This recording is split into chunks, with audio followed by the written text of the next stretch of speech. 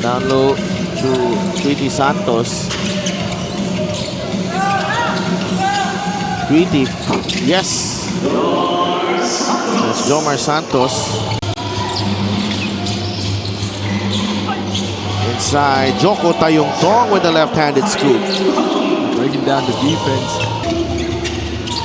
Patiliano to Tweety. Monte fires the three. And it's those gaps. Yeah, just a 2-point. Got to switch. Tweety. Mabilisan tira. Galing kay... Missed attempt there. Goes fine to the open man. Atake si Cabanag. Stops. Fades away. It's good. 12 seconds on the game, on the shot clock. Cabanag. Attacks. Goes reverse. That's a good lead. James Mangahas.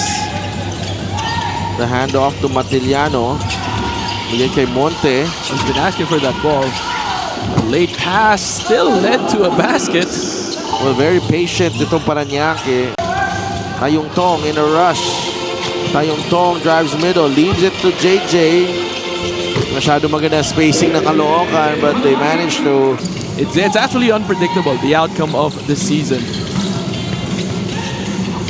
Yeah, Romel Calahat.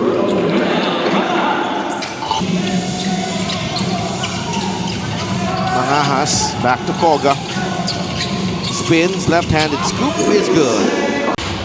Hoping that the defense will commit and then kick out, but at that time, good layup.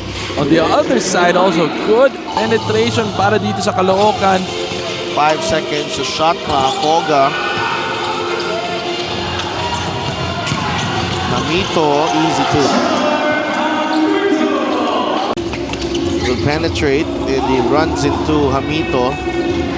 Diretso ang Caloocan. Kay Tayong-Tong with the off-balance shot. Quick pace, attack the rim. Worst that you can get is a foul. An easy two-man game para kay Camson and Bitoon. Kanina pa may asim yung pagsabi mo. Oo na, paborito ko yan. Paborito ko yan. Hindi ko pa napapanood. Hindi ko pa napapanood. Kita mo?